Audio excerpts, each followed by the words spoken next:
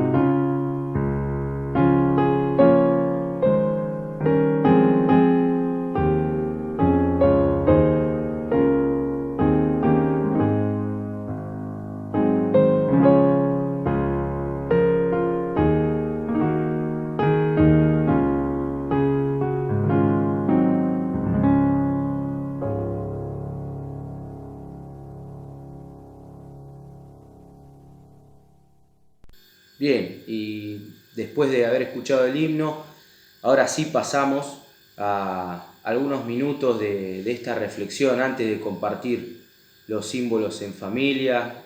Lamentablemente, nuevamente lo hacemos en casa, de manera virtual, pero sea cual sea la circunstancia, lo bueno es poder apartar este tiempo, es poder separar cualquier cosa que podríamos hacer por la mañana o en el día y dedicarnos, aunque sea en este rato, a poder recordar a nuestro Señor Jesús. En la semana muchas cosas se me venían a la mente, pero en especial algo en particular, el dejar todo, ¿no? Como Jesús hizo en su vida y como Jesús hizo antes de ir a la cruz, el dejarlo todo por un objetivo.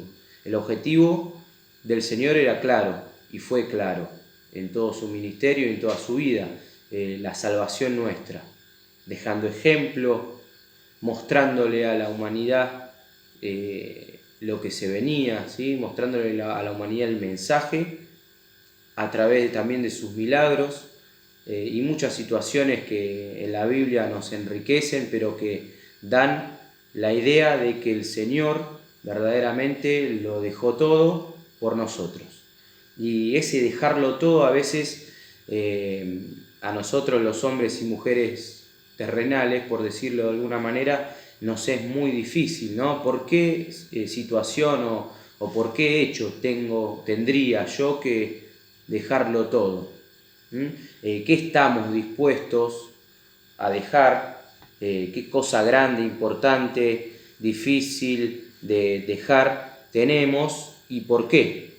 Y la respuesta es simple, nosotros, y lo dice su palabra, si nosotros queremos seguirlo al Señor, si queremos agradar a sus ojos, tenemos que dejarlo todo. Ahora, ¿eso significa dejarlo absolutamente todo, literalmente, mi casa, mis cosas?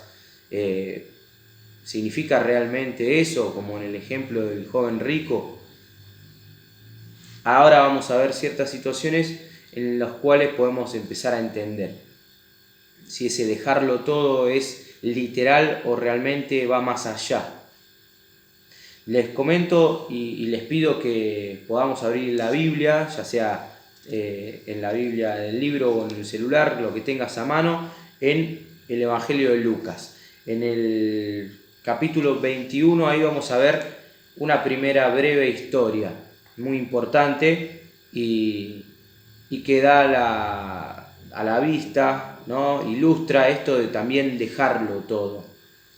El capítulo 21 de Lucas habla de la ofrenda de la viuda y dice así el primer versículo: levantando los ojos, vio a los ricos que echaban sus ofrendas en el arca de las ofrendas. Vio también a una viuda, el Señor claramente, vio también a una viuda muy pobre, que echaba allí 2 blancas, y dijo: en verdad os digo que esta viuda pobre echó más que todos, porque todos aquellos echaron para las ofrendas de Dios de lo que les sobraba, mas esta de su pobreza echó todo el sustento que tenía. Esta es la pequeña historia, una de las pequeñas historias que vamos a compartir, una de 2. Acá el Señor claramente en una situación, me imagino en un panorama visual, vio a los ricos, seguramente a los religiosos de esa época, echar en el arca de la ofrenda dinero, seguramente riquezas, y vio en esa misma situación a una mujer viuda, desamparada seguramente, que dice su palabra, echó 2 blancas. La blanca era una moneda de los judíos, que era una de las de menor valor, se dice que era de cobre o de bronce, y valía muchísimo menor que el resto de las monedas. Y sin embargo, que era lo único que tenía esa mujer, decide por un acto de fe a Dios echarlo todo. Tal vez, me imagino, claro, ¿no? ¿Qué más voy a perder, ¿no? En la mente de una mujer que ha quedado viuda y sola, o de una persona que puede quedar solo, que los avatares de la vida o el Señor ha permitido que por diferentes pruebas tal vez se pueda pensar: ¿y qué más voy a perder? ¿Qué más tengo para dar? Y lo poco que doy, lo poco que tengo, te lo doy. Eso fue el pensamiento de la viuda, y el Señor lo recalcó, lo remarcó. En verdad digo que esta viuda pobre echó más que todos, porque todos aquellos echaron para las ofrendas de Dios de lo que les sobró, de lo que les sobraba. Mas esta de su pobreza echó todo el sustento que tenía. Y paralelamente quiero que ahora retrocedamos en Lucas, el capítulo 14. Los invito a que me acompañen con la lectura. Capítulo 14 de Lucas. Dice lo que cuesta seguir a Cristo, ¿no? Algo así dice el título según las diferentes versiones. Lo que cuesta seguir a Cristo. ¿Cuánto le costó a esta viuda? ¿Le costó 2 blancas, 2 monedas de cobre realmente? ¿O le costó una decisión? ¿Le costó todo lo poco que tenía, pero lo mucho que era para ella? Dejarlo. Y acá no estamos en lo material. No hablamos de lo material. Vamos a leer este pasaje.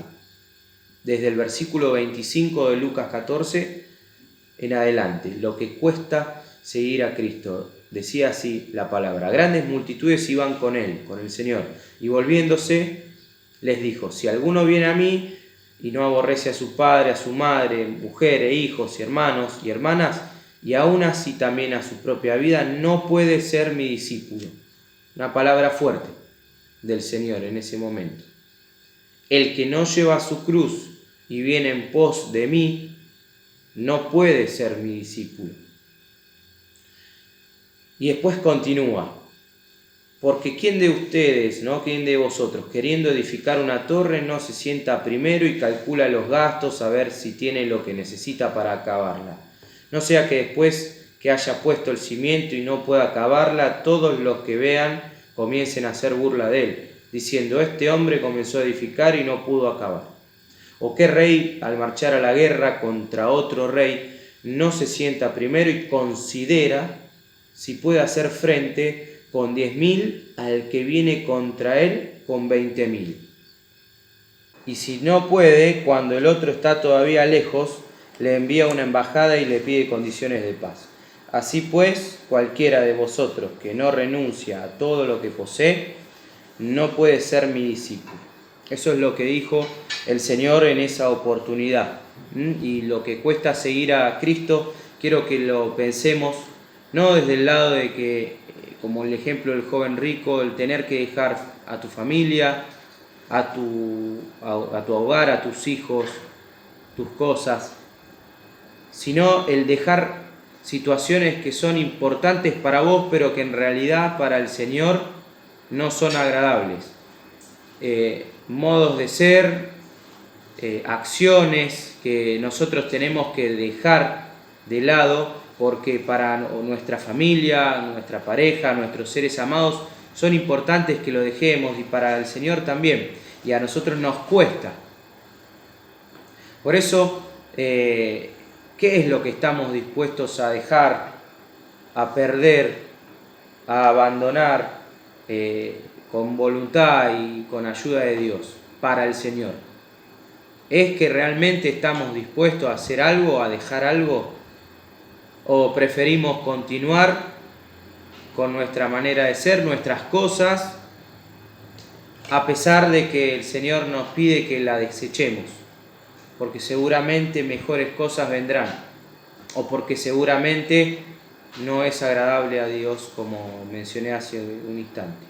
Por eso, lo que cuesta, o siempre para llegar a un objetivo, algo hay que abandonar, o cuesta. ¿Sí? Puede costar tiempo, puede costar mucha dedicación, puede costar dinero a veces, puede costar horas y horas de persistencia, sacrificar cosas para conseguir una carrera, sacrificar tiempo, sacrificar reuniones.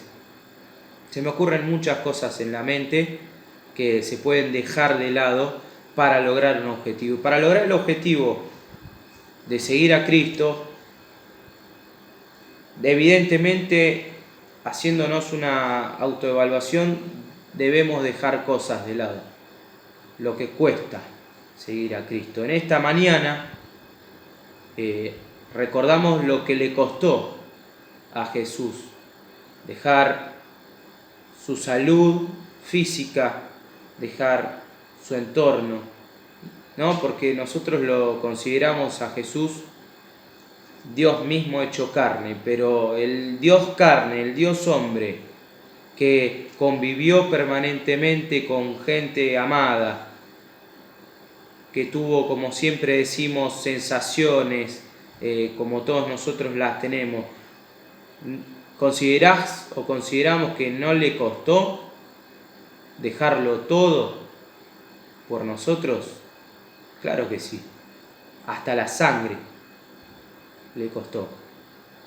Le costó la vida en la cruz. Entonces, ¿cómo nosotros no podemos considerar que si hay cosas que tenemos que dejar de lado por Jesús, lo tenemos que hacer? Considerémoslo en esta mañana antes de compartir los símbolos, antes de compartir el pan y el vino. Consideremos que hay seguramente en cada uno de nosotros cosas que tenemos que dejar por el Señor Jesús. ¿Oramos? Querido Señor, te damos gracias en esta mañana por nuevamente permitirnos apartar este tiempo, de poder recordarte, de poder escuchar sobre tu palabra, enseñarnos día tras día, y ahora en el compartir los símbolos, el pan y el vino, Señor, que realmente pensemos en lo que te costó, Señor, en el sacrificio que te costó, el ir a la cruz por mi pecado y por tu pecado, el ir a la cruz, Señor, por todos nuestros pecados, por todas nuestras faltas, y el conseguir hoy ese regalo del perdón y de la salvación. Te costó muchísimo, Señor. Por eso danos la voluntad, danos las fuerzas para poder dejar lo que tenemos que dejar para seguirte, Señor. Si es material, será material. Si es espiritual y si es personal, actitudinal, que sea actitudinal, Señor. Dejamos todo en tus manos en esta mañana para que continúes con nosotros. En el nombre precioso del Señor Jesús. Amén.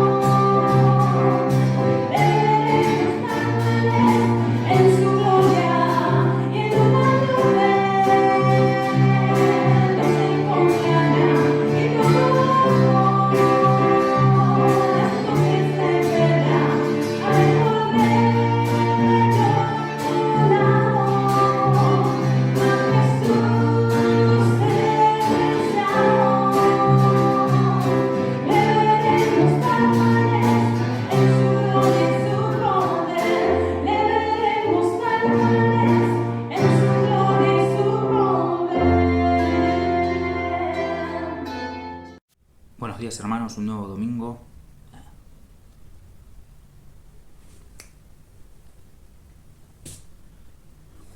Buenos días, hermanos. Luego de haber escuchado unas canciones, luego de haber participado de la cena, ahora llegamos al momento donde vamos a tener un pequeño mensaje para que podamos meditar y aprender de la palabra de Dios. Y en el día de hoy vamos a tratar una historia muy conocida, que los que conocemos al Señor desde chico, vamos a la iglesia, tuvimos la posibilidad de ir aprendiendo las historias de siendo niños, la conocemos bien, pero también seguramente todos los que se convirtieron y los que aceptaron al Señor Jesús como su Salvador, es una historia muy conocida. También por películas incluso, que hay que tener cuidado porque a veces las películas no narran exactamente lo que dice la Biblia, pero es una historia muy conocida. Y es a la historia que hoy quiero que tratemos, sobre todo un personaje, el personaje principal de esa historia, es la historia de José. Y él es el personaje que vamos a estar tratando brevemente, y sobre todo con tres características de este personaje de José, que podemos aprender para nuestra vida, para nuestra relación con el Señor. El primer punto, y ya los voy invitando a que abran en el primer libro de la Biblia, en el libro de Génesis, en el capítulo 37. El primer punto es que José era un hombre de convicciones. Vamos a estar viendo algunas dificultades que tuvo en su vida, justamente José, pero que a pesar de eso él siguió teniéndose la convicción, la fe en Dios. Y la primera de las dificultades que tuvo este hombre fue la situación familiar. Los invito a que podamos leer justamente en Génesis 37, como dijimos, a partir del versículo 3. Dice así: y amaba Israel a José más que a todos sus hijos, porque lo había tenido en su vejez, y le hizo una túnica de diversos colores. Y viendo sus hermanos que su padre lo amaba más que a todos sus hermanos, le aborrecían y no podían hablarle pacíficamente. Y soñó José un sueño, y lo contó a sus hermanos, y ellos llegaron a aborrecerle más todavía. Saltamos al versículo 11, donde dice: y sus hermanos le tenían envidia, mas su padre meditaba en esto. Acá podemos tener como en esta situación se da dos tipos de relaciones que tenía justamente José, y que las dos eran negativas. Incluso una que puede sonar, que a simple vista puede ser positiva, pero que termina siendo negativa en relación a la relación con sus hermanos. La primera que tenía es con el padre de él, justamente allí en el versículo dice Israel, pero es otra manera de llamar justamente a su padre, que es Jacob. No se refiere a Israel, la nación, el pueblo, aquí, sino que era el nombre de Jacob. Se lo conocía de las dos maneras. Y lo que vemos allí es que Jacob justamente hacía como una diferenciación. Nos da un porqué, una razón, que es: lo amaba principalmente porque lo había tenido en la vejez. Era sacando a Benjamín, que fue el más pequeño que José todavía, pero era el menor de todo el resto de los hermanos. Y justamente una de las razones por la que lo quería era que le demostraba mayor afecto, y la Biblia nos muestra como que lo quería más, era esa razón. Pero ahora, como dije, que puede ser algo positivo, pero que finalmente termina siendo algo negativo, es que aquí, como vemos, Jacob hacía lo que podríamos llamar, había un favoritismo sobre este hijo.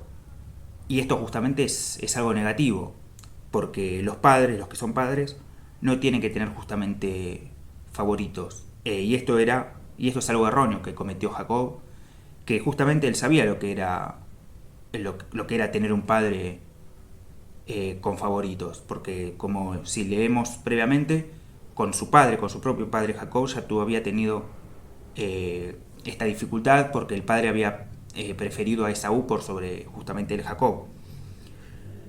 Pero a pesar de haber vivido esa situación, volvió a caer en el mismo error, justamente de otra manera, pero en el mismo error justamente con su hijo José, haciendo diferencia con sus hermanos. Y ahora, relacionado a este primer punto, a esta primera relación que era con el padre, también vemos la relación que tenía con sus hermanos mayores justamente. Y estos hermanos, lo que estamos viendo, en lo que leímos en estos versículos, es que ese favoritismo que tenía su padre, Jacob, hacia José, hacía que ellos le tuvieran envidia y le tuvieran bronca. Y entonces, este es justamente, podríamos decir, esta mala relación es una consecuencia de ese favoritismo, ese error que cometía el padre. Ese favoritismo justamente de Jacob hacia José hizo que caigan, obviamente sabemos que los errores de otros no justifican los errores de uno. Uno conoce en nuestra vida, somos afectados por errores de otras personas, pero eso justamente no justifica, sobre todo ante Dios, porque Dios nos pide que tengamos una vida íntegra a pesar de lo negativo que nos pueden llegar a ser. Sin embargo, este error de Jacob repercutió en la relación que tenían sus otros hijos, sus hijos mayores, justamente con José. Entonces tenía una relación tal vez no negativa directamente con el padre, pero que la relación que tenía el padre, cómo lo veía, era algo negativo. Y al mismo tiempo, claramente con sus hermanos era aborrecido, dice la palabra de Dios aquí, lo aborrecían los hermanos justamente a José. Pero a pesar de estas situaciones, como dijimos, el primer punto en el que estamos es que José era un hombre de fe, era un hombre de convicciones. Después, siguiendo la historia, no lo vamos a leer, pero sabemos que los hermanos justamente lo vendieron, que de hecho los hermanos, excepto el mayor, Rubén, hasta pensaron en matarlo, tenían la intención de matarlo, pero justamente el primogénito no estaba de acuerdo, entonces lo frenó e hizo que directamente lo dejen en un pozo. Y luego lo vendieron, ya que no lo iban a matar. Finalmente lo vendieron a unos hombres que pasaban por ahí. Ahora, volviendo al tema de la envidia, el daño que genera, que es lo que estamos viendo justamente de los hermanos, los invito a que podamos leer un proverbio, Proverbios 14:30, en donde se nos habla del daño que hace la envidia. En este pequeño versículo hace una comparación justamente. Dice así: el corazón apacible es vida de la carne, mas la envidia es carcoma de los huesos. Aquí, en este versículo, en este pequeño pasaje de este proverbio, se nos hace esta comparación justamente de la envidia, lo dañina que es la envidia. Y esto es lo que tenían justamente los hermanos y por eso lo terminaron vendiendo. Y esa venta hace que finalmente sea trasladado y termine allí como esclavo de Potifar. Si avanzamos en la historia, justamente también podríamos ver que esta segunda dificultad de la primera fue todo el aspecto familiar, y en el segundo podríamos ver que es lo social. Ya en esa época, obviamente, la esclavitud era de una manera terrible, era mucho más terrible de la idea que nosotros tenemos de esclavitud en general. Pues en esa época casi no existía nada que tenía que ver, por supuesto, con derechos humanos y esas situaciones, así que era un estado de inferioridad total esa esclavitud de esa época. Y una de las cosas que tenía que sufrir José como esclavo de Potifar era que justamente él decidía todo por José, él no tenía la libertad de decidir nada. Y lo que vemos es que pasó de una vida de ser un hijo privilegiado de Jacob a justamente ser un esclavo. Y sin embargo, a pesar de toda esta situación que estamos viendo, vamos a ver que José siempre siguió con esa convicción que veníamos hablando, siguió con su fe. Nunca abandonó su fe en Dios. Si leemos en el capítulo 39 de Génesis,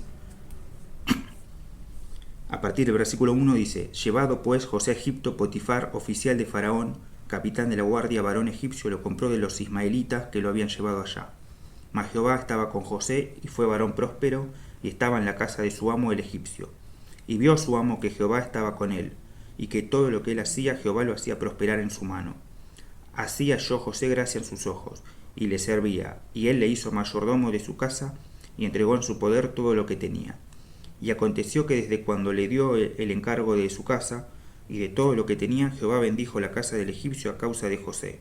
Y la bendición de Jehová estaba sobre lo que tenía, así en casa como en el campo. Y dejó todo lo que tenía en mano de José, y con él no se preocupaba de cosa alguna, sino del pan que comía. Y era José de hermoso semblante y bella presencia. Vemos en estos versículos que, a pesar de ser un esclavo,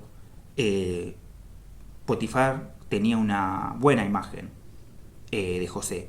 Y como se nos dice aquí en estos versículos, Dios reconocía esa fe de José en él. Y como aquí le vemos en estos versículos, que Dios lo seguía bendiciendo por esa fe que tenía, a pesar de todas las dificultades que se le habían presentado en su vida. Entonces, esa fe inquebrantable de José, que uno desde su punto de vista, nuestro punto de vista, a veces lo encontramos difícil de creer, o se nos haría muy difícil en una situación. Por eso tal vez es tan conocida esta historia y tan importante para nosotros, a pesar de todas las dificultades que padeció José, como muchísimos personajes de la Biblia. Su fe siempre estaba firme, a pesar de que era totalmente comprensible si por todo lo vivido su fe flaqueaba, pero sin embargo estuvo firme su fe en Dios, y así fue como fue bendecido.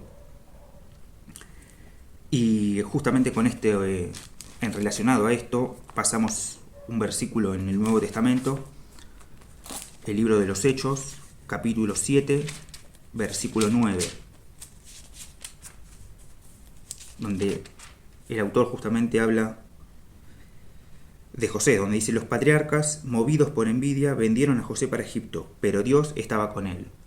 Aquí todo lo que estamos viendo, volviendo al capítulo 39, que está relacionado justamente, el autor de Hechos lo pone como ejemplo justamente a José, todo lo que estamos viendo, que Dios nunca lo abandonó a José, que a pesar de todas estas dificultades, Dios siempre estuvo a su lado. Y ya pasando a un segundo punto, el primero, como vemos, era la fe, que José fue justamente un hombre de fe y tenía la convicción de su fe en Dios. El segundo punto es que fue un hombre de santidad. En todo momento se mostró, se vio como un hombre de santidad.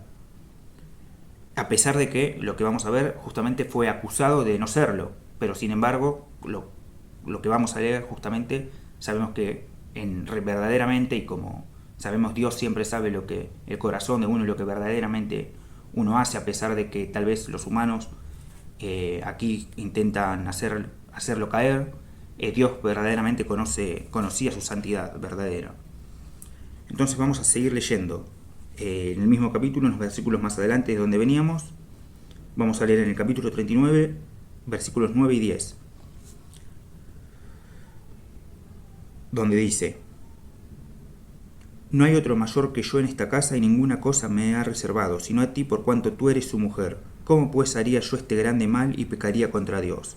Hablando ella a José cada día, y no escuchándola a él, para acostarse al lado de ella, para estar con ella. Como seguramente todos o la mayoría de los que estamos viendo este mensaje, sabemos que Potifar, la esposa de Potifar, quería engañarlo a su marido con José. Y aquí justamente José en todo momento se niega. Y si leemos más adelante, incluso se escapa, sale corriendo, dejando sus ropas en manos de la esposa de Potifar. En todo momento él se negó a pecar. Y de hecho, aquí como vemos, nos vemos una enseñanza que es fundamental para nosotros, donde dice: yo haría este grande mal y pecaría contra Dios. Sabemos que nosotros pecamos la mayoría de las veces contra humanos, pero tenemos que saber que todo pecado que hagamos, incluso material, físicamente, en este mundo, contra otra persona, también es un pecado espiritual contra Dios. Cada vez que pecamos es principalmente un pecado contra Dios. Y aquí justamente José es lo que nos dice, lo que dice, y aquí en este libro se nos muestra a todos nosotros. Entonces, aquí en esta primera situación, que es una fundamental, es que vemos justamente la santidad, que no cayó ante la tentación. Y claramente huyó de ella, y se mantuvo, como estamos viendo, en una vida santa. Y además de practicar una santidad, esta santidad, también lo que vamos a ver en los siguientes versículos y en su historia es que esta santidad fue reconocida por otros, a pesar de que, si seguimos leyendo la historia desde este punto, después la esposa de Potifar lo acusa a José con que fue al revés, con que ella la acosó, y de esa manera Potifar decide ponerlo preso. Pero después, finalmente, con el tiempo, esta santidad, esta pureza es reconocida. El primero que lo reconoce es el copero. En la cárcel allí, Dios le da la oportunidad a José de poder adivinar sueños de algunos de los presos que están ahí. El principal, un personaje importante principal que se nos habla es el copero, que también estaba en ese momento preso. Y si leemos en los siguientes versículos, esa santidad justamente la reconoció el copero. Cuando le adivina los sueños, luego el copero sale, y José, cuando está por salir, el copero le pide que no se olvide de él y que le diga justamente a Potifar para que pueda ser libre. Pero si leemos en el capítulo 40, versículo 23, dice: el jefe de los coperos no se acordó de José, sino que le olvidó. El copero, el jefe de los coperos, no pudo cumplir con su palabra, porque se nos dice acá que se olvidó. Así que justamente José no pudo salir de la cárcel.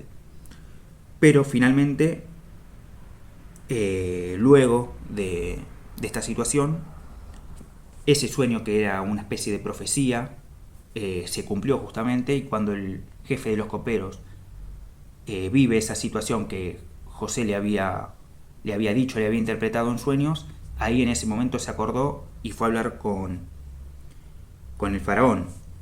Leemos en el capítulo 41, versículo 37, del 37 al 43.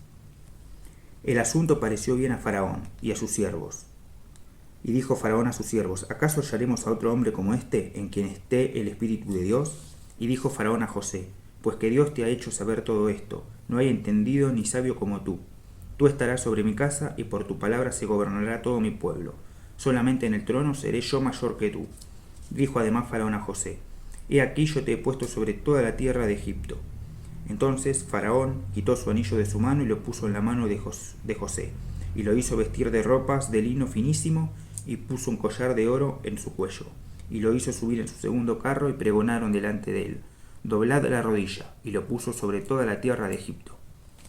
Finalmente, cuando se acuerda el jefe de los coperos y se lo cuenta a su señor, finalmente el faraón lo acepta, como leemos. Y de hecho, fijémonos que fue tan bendecido José, de que se nos dice que fue si bien estaba abajo del faraón, solamente estaba debajo del faraón. Después toda la tierra estaba debajo de él. Entonces, claramente ahí vemos otra bendición, donde parece que el copero se olvidó, y no solo el jefe de los coperos se olvidó, sino que también podemos ver que hasta podríamos decir que Dios se olvidó de José. Sin embargo, cada situación está planeada por Dios. Y aquí vemos que esa situación es cuando finalmente se acuerda el jefe de los coperos y le comenta a su jefe.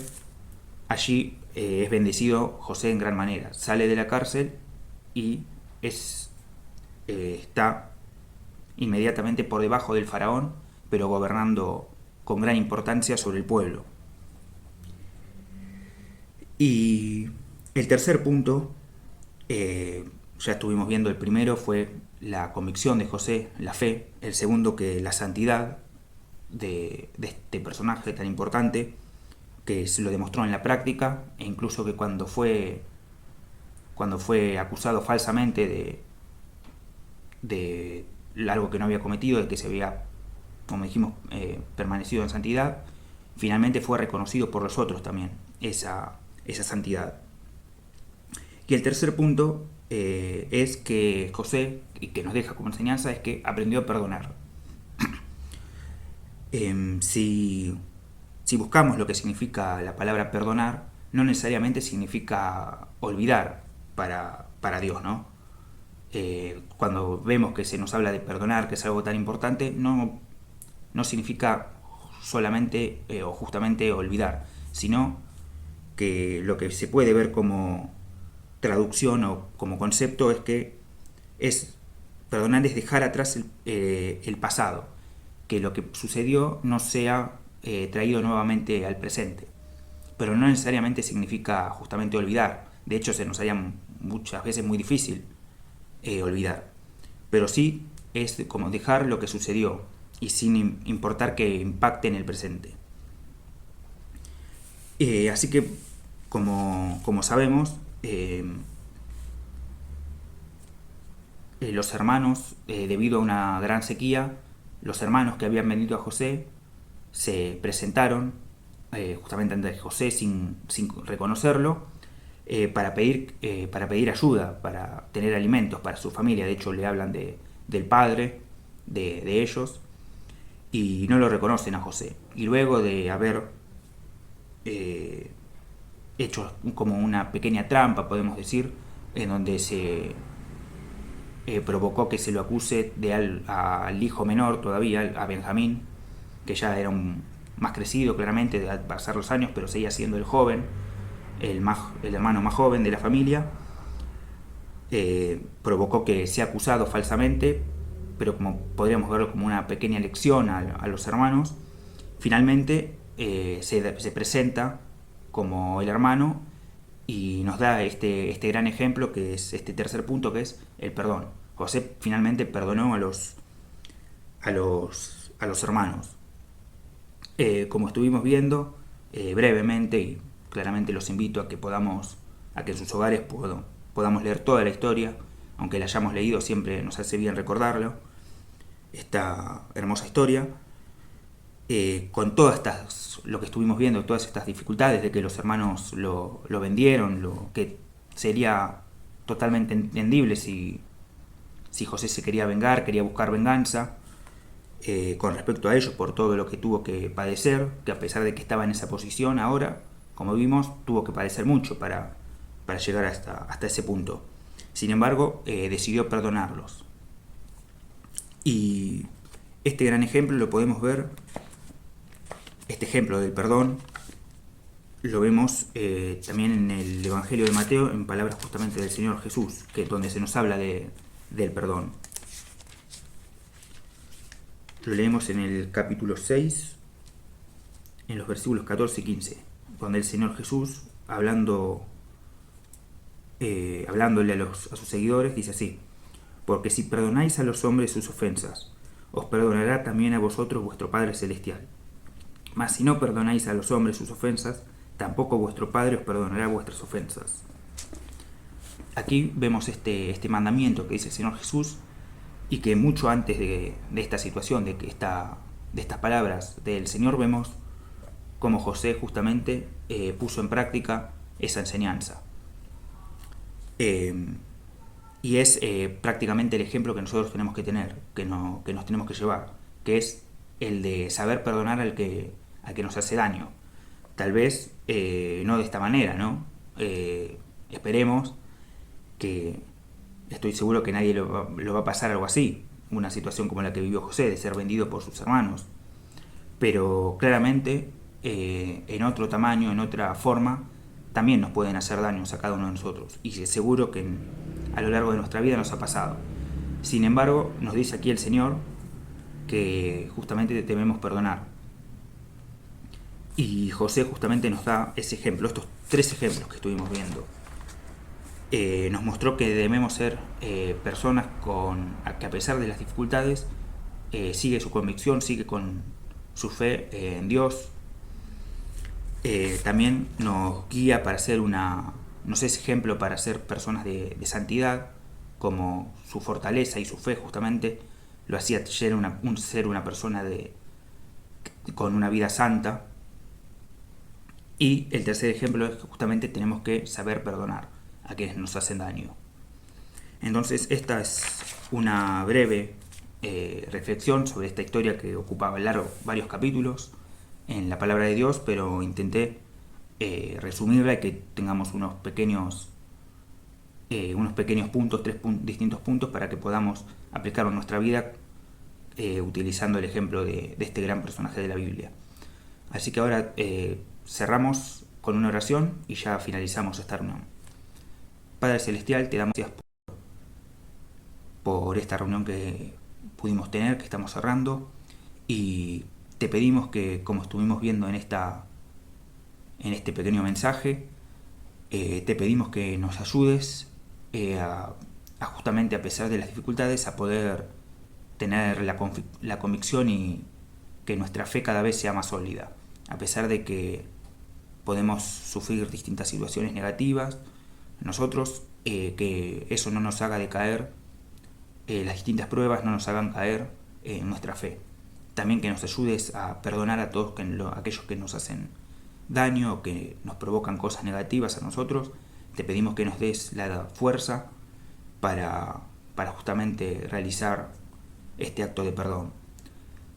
También te pedimos por las actividades que vamos a seguir teniendo, por la situación del país y sanitaria que estamos viviendo, que veremos si es tu voluntad que pronto podamos volver a la presencialidad. Te damos gracias por todo y dejamos todo en tus manos. En el nombre del Señor Jesús. Amén.